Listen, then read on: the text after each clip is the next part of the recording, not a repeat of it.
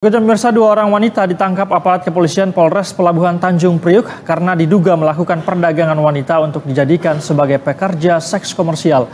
Para pelaku menipu belasan korbannya dengan menjanjikan pekerjaan sebagai pegawai swasta.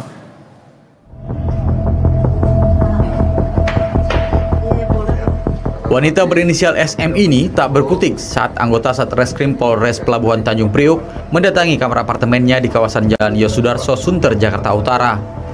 Perempuan berusia 56 tahun ini diyakini sebagai pelaku tindak pidana perdagangan wanita untuk dijadikan sebagai pekerja seks komersial. Polisi mengamankan sejumlah barang bukti keterlibatannya. Polisi juga menangkap seorang tersangka lain berinisial TR berusia 29 tahun yang bertugas membantu menawarkan jasa wanita muda melalui media sosial kepada para lelaki hidung belang. Beberapa korban diantaranya bahkan ada yang masih di bawah umur. Para pelaku mengenakan tarif sekitar 2 juta rupiah kepada para konsumen. Pelaku kemudian mendapatkan keuntungan 200.000 untuk setiap transaksi dari para korban. Saat dihadirkan di Mapolres Pelabuhan Tanjung Priuk, tersangka TR terlihat emosional dan tak kuasa menahan tangis. Di salah satu apartemen Jalan Yosudarso, Jakarta Utara.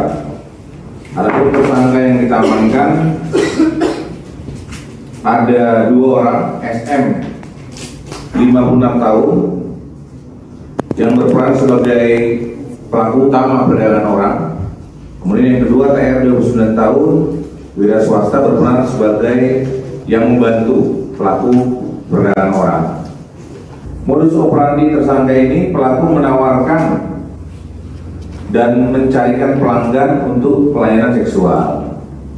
Antar jemput korban ke tempat pelayanan seksual dengan modus pijat panggilan serta menyamarkan pekerjaan para perempuan yang dipekerjakan sebagai pegawai warung makanan, kemudian mengambil keuntungan dari aktivitas tersebut. Para tersangka merekrut para korbannya dengan menjanjikan pekerjaan sebagai pegawai warung makan. Dari tangan para tersangka, polisi menyita sejumlah barang bukti diantaranya uang tunai, alat kontrasepsi, belasan telepon genggam, dan buku rekening. Polisi menjerat keduanya dengan pasal berlapis terkait tindak pidana perdagangan orang dan Undang-Undang Perlindungan Anak dengan hukuman maksimal 10 tahun penjara. Gandhi Armansyah, Berita 1, Jakarta. Pemirsa, kasus tindak pidana perdagangan orang atau TPPO masih banyak terjadi. Total ada 248 kasus perdagangan orang di Indonesia sepanjang tahun 2024. Dan berikut kami sampaikan data kasus TPPO. Total ada sebanyak 248 kasus tindak pidana perdagangan orang atau TPPO di Indonesia sepanjang tahun 2024. Dari total 248 kasus TPPO tersebut, 29,1% korbannya adalah anak-anak dan 70,9%-nya lagi orang dewasa.